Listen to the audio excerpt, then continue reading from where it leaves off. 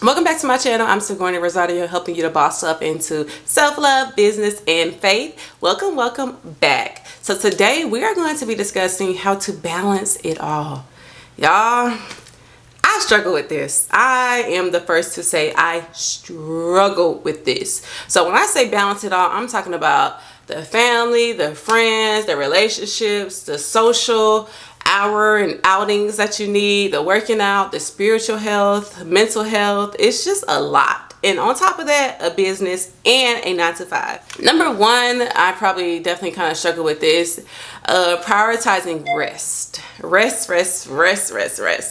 And one thing I had to realize, and it kind of took me some time to realize this, but rest looks different for every single person. For me, rest is not watching TV. I don't really enjoy watching TV. I don't watch TV. I don't even know why I have subscriptions because I don't even use them. But that's not restful for me. That's actually kind of boring. So rest looks different for different people. I will much rather be at a WNBA game, watching my ATL Dream Team play. You feel me? Like, that is rest to me. Or going out with girls and going out to brunch or going on a hike. Like, that's restful. That fills up my spirit. Whatever it looks for you, however it looks for you, definitely look into different ways of resting. Make sure you incorporate it into your daily schedule. Make sure you're not burning yourself out, and just realize, just take it one day at a time. Like, there may be some days where you have to go hard for your business. There may be some days where you have to go hard for your 9-to-5, but then there should be some days where you go hard for yourself. Taking a Sabbath is important. It is so important. And again, it's just reminding you that God is in control, that God has everything in his hands, and you don't have to work, you don't have to grind, you don't have to do all this thing that the world is telling you to do. You can rest in who you are, rest in how he made you, and just know that rest is definitely important.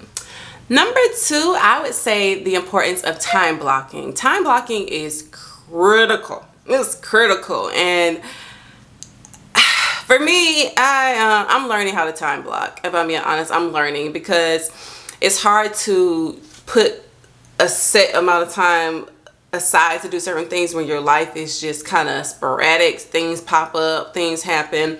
And so time blocking is essentially where you're setting a certain time to do certain things.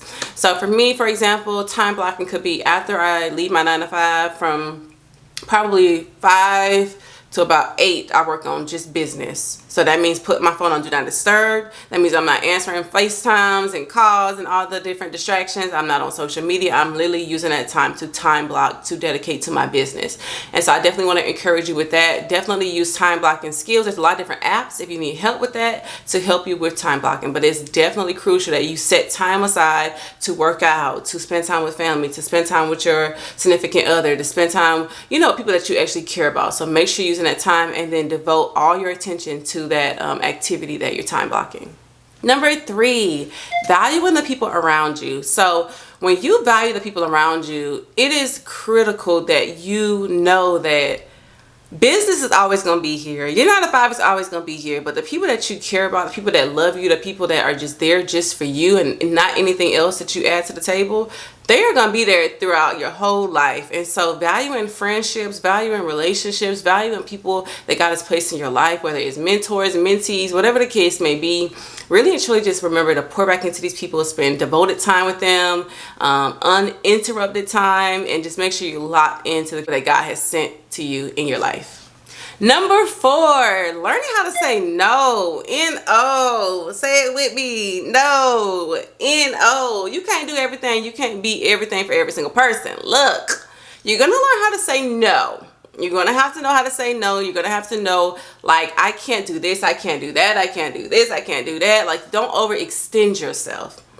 And for me, what I started doing, and I'm still, again, kind of working on it, I will think about it before I say yes. So before I say yes, I can do this. Yes, I want to do this. Yes, let's do this. Yes. I want to, okay, give me some time. Let me check the schedule.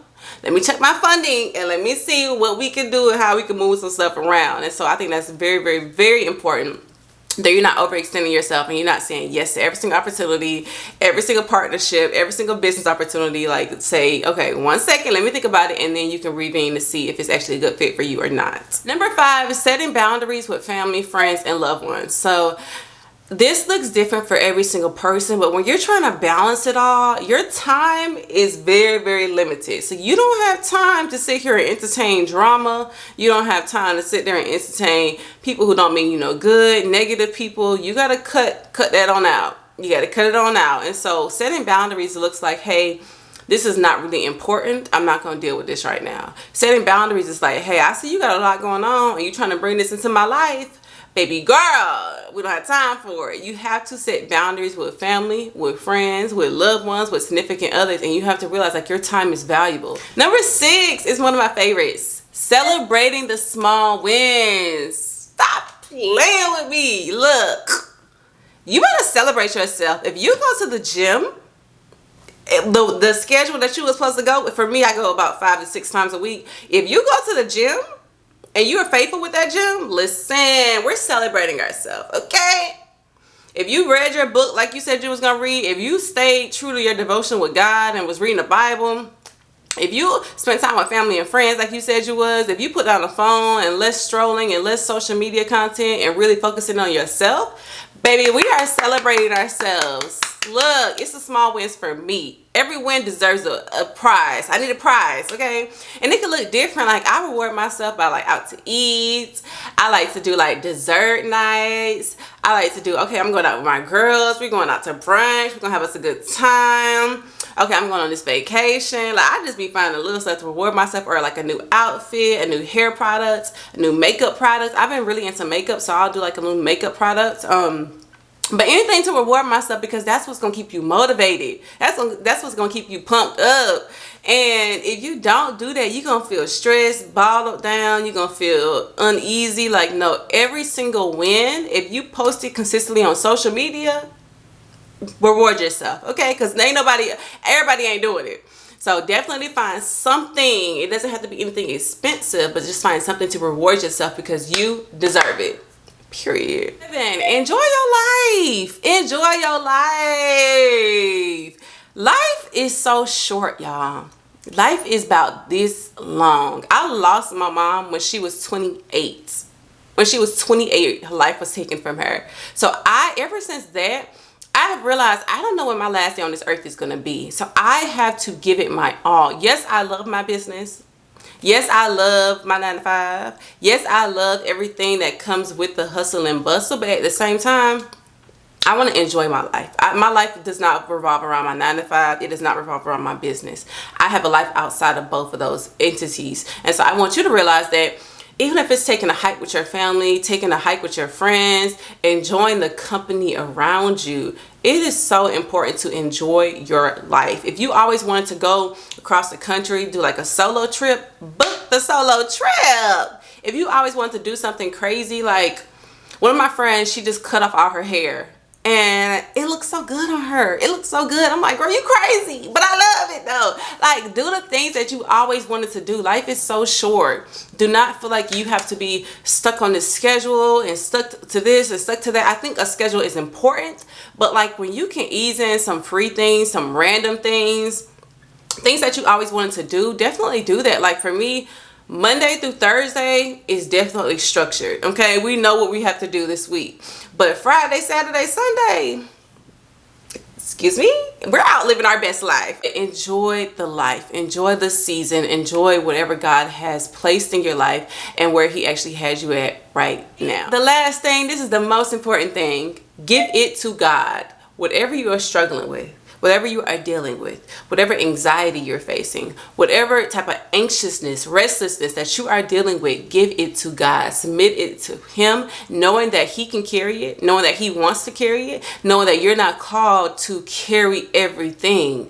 And I don't know why in my spirit, I'm just feeling this more for women and more for females, about how we feel like we have to be everything to every single person. We have to be superwoman for our husbands and for our children and for our job and for our businesses. Like knowing when to pause, when to stop, and when to pour back into yourself. If your cup is empty, you can't pour it out and give it to anybody else. And so even if it is, hey, you know what? The laundry gonna get done, but right now I want to go to the spa. I want to treat myself. That's what you have to do. Or like, you know what? I've been in this house I've been doing the business all day. Look, how about I go outside and spend time with my friends and let's go on this hike. Like, you have to really and truly pour back into yourself, submit it to God, and knowing that when I submit, let me tell y'all, when I submit it to God, I feel like God just be like, finally, thank you. Now I can do what I've been trying to do. You over here stressed, you over here worried, you over here upset. When God is looking down at you like, if you give it to me, I can handle it. I can carry it. I actually can do more with what you are carrying than you can do. I just need you to submit it upon me and let me do what I do.